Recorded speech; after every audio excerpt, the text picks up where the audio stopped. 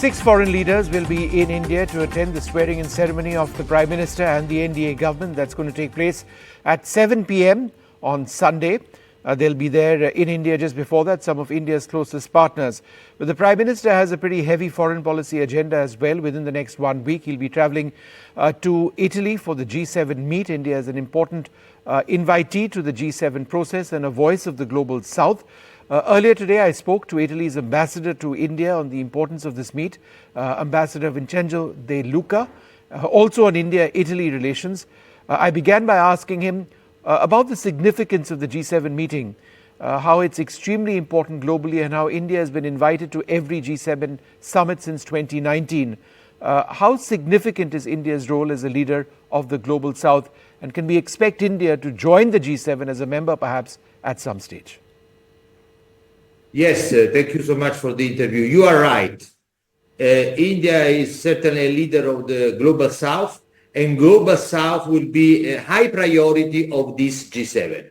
In fact, the focus of this G7 in Borgo Ignazia in Italy next week will be precisely Africa, energy transition, artificial intelligence. Africa will be the main focus of the G7, and we will have a large participation of African countries. Of course, India will be one of the main partners in the outreach session that will take place on the 14th of June. In this session, there will be three topics. One is Africa, the other one is artificial intelligence, and the third one is energy transition. In all this session also will be a special guest, the Pope. So I think will be a great importance, this G7, in terms of outreach, in terms of inclusiveness, in terms of dialogue with Global South. And many of the content of the G20 here in India are well present in our debate in G7 and our agenda.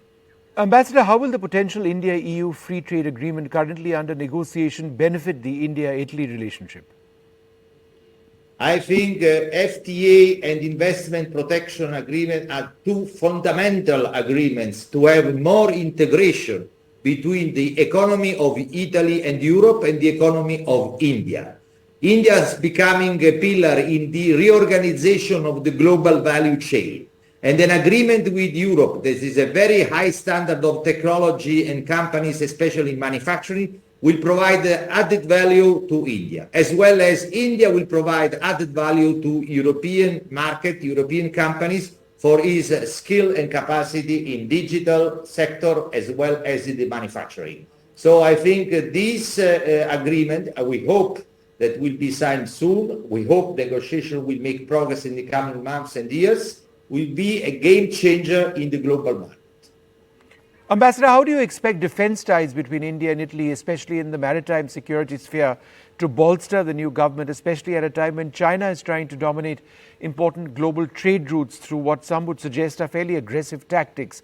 As I understand it, in a free, having a free Asia-Pacific region in the truest sense of the word is also, very much in Italy's priorities. So could you tell us a little bit about the defense relationship between Italy and India? Yes. As you know, last year we signed the agreement for a strategic partnership between Italy and India. That means that we work more and more on defense, cyber, space, and security. And this will allow us to have a further presence here in India in the framework of Make in India, also in the defense sector. Our companies are very active now to promote more partnership with Indian companies. And in the course of this year, we will have further meeting between Italian and Indian companies. As far as maritime safety and connectivity, an important pillar will be the new corridor, IMEC corridor, that was launched on the occasion of G20. And certainly, Italy and India are the two main entry points of this corridor in Asia and in Europe.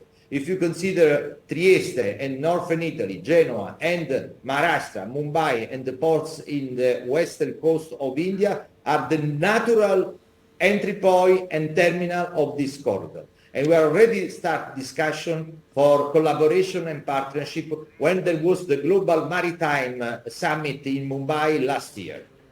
Ambassador, as the EU goes to polls, how do you think the new parliament, where there's a potential shift to the right, could impact EU policies towards, let us say, migration to defense issues? Could it impact the India-Italy relationship that you're talking about? I am confident that the elections that are going on in Europe will reinforce the role of Europe all over the world, in terms of defense, in terms of foreign policy, in terms of migration policy, in terms of industrial policy. This is the large consensus. There is a large consensus about the reinforcement and strengthening of European Union, despite which will be the majority we will see after election. But certainly, Europe will go on in this partnership with India and Italy, of course, both in bilateral and multilateral side.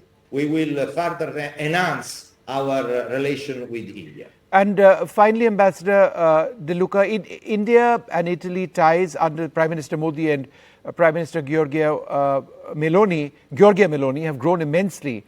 How crucial is the personal dynamic between the leaders? How much of a role has that played in really taking the relationship between India and Italy to the next level?